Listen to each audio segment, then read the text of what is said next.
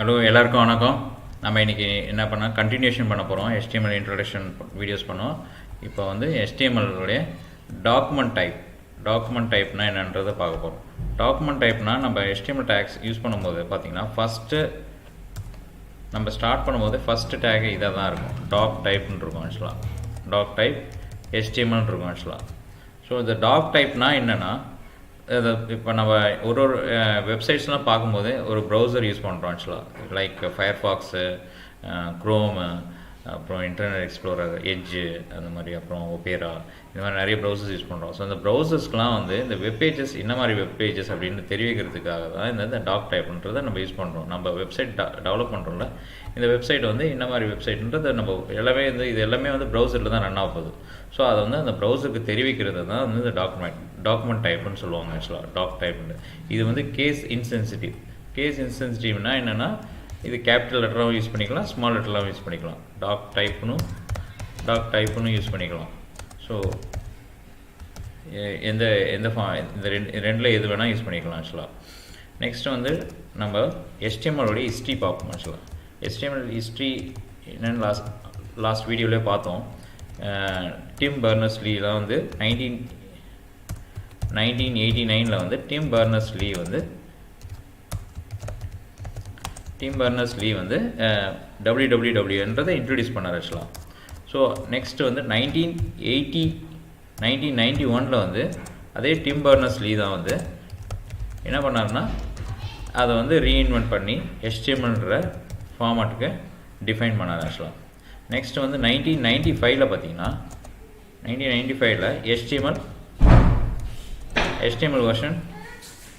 So 1995 HTML 2.0 introduce பண்ணாங்க.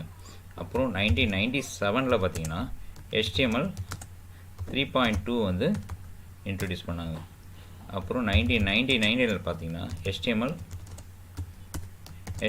4.01 introduce பண்ணாங்க ஆக்சுவலாக. நெக்ஸ்ட்டு 2000 பார்த்தீங்கன்னா XHTMLன்றது இன்ட்ரடியூஸ் பண்ணாங்க. XHTML 1.0.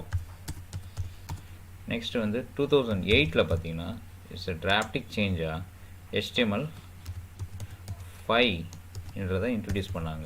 இது வந்து ஃபஸ்ட்டு பப்ளிக் டிராஃப்டாக பப்ளிக்கு ரிலீஸ் பண்ணாங்க ஆக்சுவலாக. நெக்ஸ்ட் வந்து 2012 HTML5 லிவிங் ஸ்டாண்டர்ட் வந்து இன்ட்ரடியூஸ் பண்ணாங்க ஆக்சுவலாக. நெக்ஸ்ட்டு 2014 பார்த்தீங்கன்னா HTML5 W3 ரெக்கமெண்டேஷனோட இன்ட்ரடியூஸ் பண்ணாங்க. W3C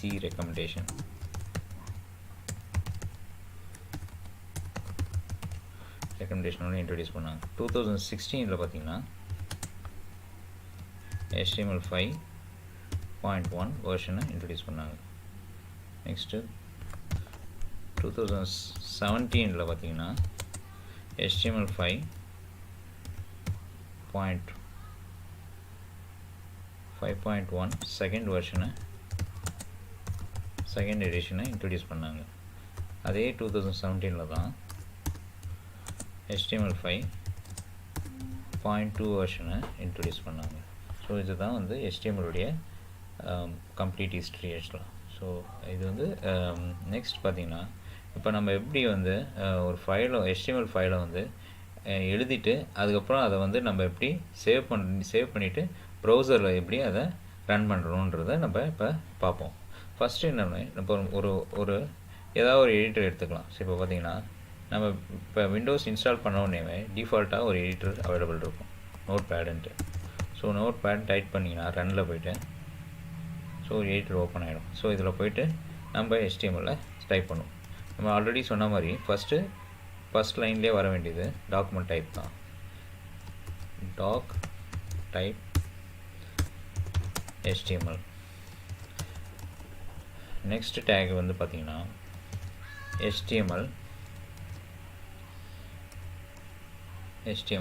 இது ஓப்பனிங் டேகு, இதுக்கு அதே மாதிரி க்ளோசிங் டேக். ஸோ இந்த ஃபார்மேட்டில் தான் நம்ம எப்போவுமே ஃபாலோ பண்ணணும். இந்த ஃபார்மேட்டில் ஃபாலோ பண்ணணும்னா நம்ம யூஸ் பண்ணுற ப்ரௌசர் வந்து சில டைம் வந்து ஒழுங்காக நம்மளுடைய கண்டென்ட்டை டிஸ்பிளே பண்ணாமல் ப்ராப்ளத்துக்கு உண்டு பண்ணிடும். ஸோ அதனால் நம்ம இந்த டேக்ஸ் எல்லாம் கரெக்டாக ஓப்பனிங் கரெக்டாக பண்ணியிருக்குமா, க்ளோசிங் கரெக்டாக பண்ணியிருக்குமான்றதை செக் பண்ணிக்கணும் ஒரு தடவையும். ஸோ இப்போ பார்த்தீங்கன்னா HTML டேக் ஓப்பன் பண்ணோம். நெக்ஸ்ட்டு வந்து ஹெட்டுன்றது நான் இப்போ அதை பற்றி என்னென்னு டீட்டெயிலாக சொல்லலை. ஹெட் எதுக்குன்னா நம்ம ஸ்டைல்ஸ்லாம் எழுதுறோம்ல, ஒரு நம்ம வெப்சைட்டுடைய வந்து வெப்சைட்டில் வந்து இந்த ஸ்டைல்ஸ், கலர்ஸு, ஸோ டிசைனு இதெல்லாம் பண்ணுறது எல்லாமே வந்து ஹெட் பார்ட்டில் தான் இந்த ஃபைலை இன்க்ளூட் பண்ணுவாங்க. இன்னொன்று நான் யூஸ் பண்ணுவாங்கன்னா ஜாவாஸ்கிரிப்ட் ஃபைல்ஸ்லாம் வந்து ஜாவாஸ்கிரிப்ட்னால் நம்ம இப்போ ஒரு பட்டனை கிளிக் பண்ணுறோம், அதுக்கு ஒரு ஆக்ஷன் நடக்குதுல்ல. ஸோ இது எல்லாமே வந்து ஜாவாஸ்கிரிப்ட் ஃபைல்ஸில் தான் எழுதுவாங்க. ஸோ அது பேர் ஜாவாஸ்கிரிப்ட் சொல்லுவாங்க. அந்த ஃபைல்ஸ்லாம் கூட ஹெட் டேக்குள்ளே தான் வரும். அடுத்தது பார்த்திங்கன்னா பாடி டேக். இந்த பாடி டேக்கில் தான் நம்ம கண்ணுக்கு என்ன ப்ரௌசரில் தெரியுதோ எல்லாமே வந்து பாடி டேக்கில் தான் இருக்கும். ஸோ இப்போ பாடி டேக்கில் பார்த்திங்கன்னா நம்ம ஃபஸ்ட்டு ஜஸ்ட் ஒரு சிம்பிள் இது பண்ணிப்போம். இப்போ என்ன பண்ணுவோம், இதுதான் வந்து நார்மல் HTML-உடைய ஃபார்மேட் வச்சுக்கலாம். HTML அப்புறம் ஹெட்டுக்குள்ளே வந்து டைட்டில் கூட போட்டுக்கலாம். நம்ம மேலே இருக்கும் பார்த்திங்கன்னா டாப்பில் டைட்டில்லாம் தெரியும் ஆக்சுவலாக இந்த ப்ரௌசருடைய டேப்பில். ஸோ நெக்ஸ்ட் வந்து பாடியில் வந்து H1 டேக் வந்து ஹெட்டிங் டேக் ஆக்சுவலாக. இப்போ நம்ம ஒரு வெப்சைட்டில் போயிருப்போம், நம்ம போல்டாக நம்ம டார்க்காக தெரிகிற மாதிரி இருக்கும் ஒரு ஹெட்டிங்கு. ஸோ அதை வந்து நம்ம எதில் போடுவோம்னு பார்த்தீங்கன்னா H1 டேக்கில் போடுவோம். நெக்ஸ்ட்டு பேராகிராஃப் டேக் எதுக்குன்னு பார்த்தீங்கன்னா, டேக்னா ஒன்றுமே இல்லை, இந்த H1 ஆரம்பித்து க்ளோசிங் டேக் இந்த H1 முடியுதில்ல, இது வந்து டேகுன்னு சொல்லுவாங்க ஆக்சுவலாக. டேகுன்னு சொல்லலாம், இல்லைனா எலமெண்ட் சொல்லலாம், எது வேணால் சொல்லலாம். டேகுன்னு சொல்லலாம், இல்லைனா எலமெண்ட்டுன்று சொல்லலாம் ஆக்சுவலாக. நெக்ஸ்ட் பார்த்தீங்கன்னா பேராகிராஃப் டேக்கில் வந்து நம்ம ஒரு கண்டென்ட்டை வந்து பேராகிராஃப் வைஸ் டிஸ்பிளே பண்ணுறதுக்காக பேராகிராஃப் டேக்னு சொல்லலாம் ஆக்சுவலாக. இதை வந்து நம்ம இப்போ ப்ரௌசரில் ரன் பண்ணி பார்ப்போம். So H1 take,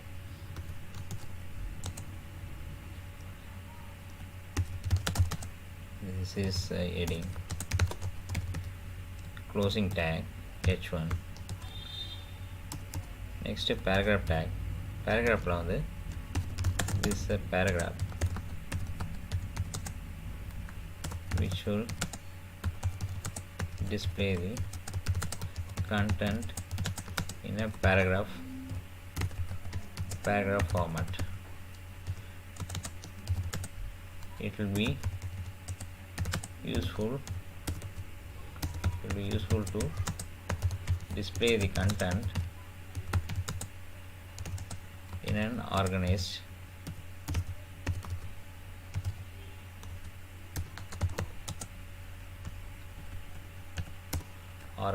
way.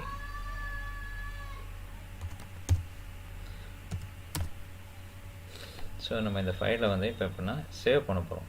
Just Ctrl+S கொடுத்தோடனே அந்த save as pop-up window open ஆகும்.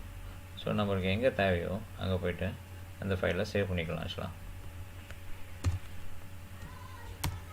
நான் ஒரு ஃபோல்டரில் க்ரியேட் பண்ணிவிட்டு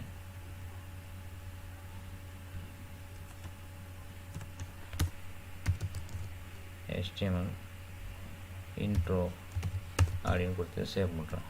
பட் இது இப்படியே டேரெக்டாக சேவ் பண்ணாங்கன்னா சேவ் பண்ணக்கூடாது. இதுக்கு வந்து எக்ஸ்டென்ஷன் வந்து டாட்டுக்கு அப்புறம் என்ன கொடுக்கணும்னா HTMLனு கொடுத்தா தான் வந்து இந்த ஃபைல் வந்து ப்ரௌசரில் ரன் ஆகும். ஸோ இதுக்கு முன்னாடி கொடுத்துருக்கு, டாட்டுக்கு முன்னாடி கொடுத்துருக்கு வந்து நம்ம நேம் என்ன, அந்த ஃபைலுக்கான அந்த பேஜுக்கான என்ன நேம்ன்றதை டாட்டுக்கு முன்னாடி கொடுக்கணும். டாட்டுக்கு அப்புறம் எக்ஸ்டென்ஷன் என்ன கொடுக்கணும், .htmlன்றதை கொடுக்கணும். ஸோ இதுதான் நான் இந்த ஃபைலை சேவ் பண்ண போகிறேன். ஸோ இப்போ சேவ் பண்ணிட்டேன். ஸோ இந்த ஃபைலை வந்து ப்ரௌசரில் எப்படி ரன் பண்ணணும்னு பார்க்கணும். ஸோ இங்கே ப்ரௌசரில் போய்ட்டு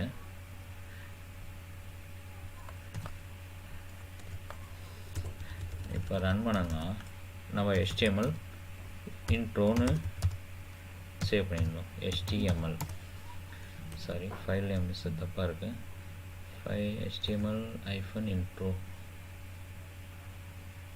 ஓகே, நான் ஃபோல்டருக்குள்ளே போட்டிருக்கேன், அதனால் அந்த ஃபோல்டருக்குள்ளே போய் பார்க்கணும். 7032020/ ஓகேங்களா. இப்போ பார்த்தீங்கன்னா அந்த நம்ம அந்த கண்டென்ட் அந்த பேஜில் நம்ம எழுதின ஹெட்டிங் ஃபஸ்ட்டு வந்துடுச்சு, அதுக்கப்புறம் ஒரு பேராகிராஃப் வந்துடுச்சு. இதே வந்து அந்த பேஜில் போய்ட்டு டைட்டில்னு எதுனா TITLE டைட்டில்னு போட்டு மை வெப்சைட்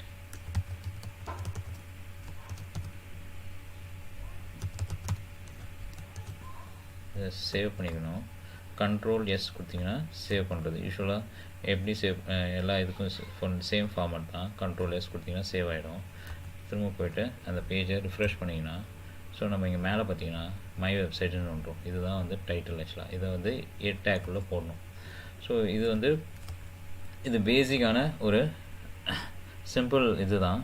நான் நெக்ஸ்ட்டு இதில் வந்து வீடியோவில் வந்து பார்த்திங்கன்னா HTMLயில் இருக்க எல்லா எலமெண்ட்ஸையும் அதோடைய எப்படி யூஸ் ஆகுதுன்றதையும் நான் வந்து எக்ஸ்பிளைன் பண்ணுறேன். ஸோ இது வந்து இந்த வீடியோவில் இதை ஸ்டாப் பண்ணிக்கலாம். ஸோ தேங்க்ஸ் ஃபார் வாட்சிங் and also please every one subscribe for my video. நான் வந்து இன்னும் மேலும் நிறைய HTML வீடியோஸை இன்ட்ரடியூஸ் பண்ணுறேன். தேங்க்யூ.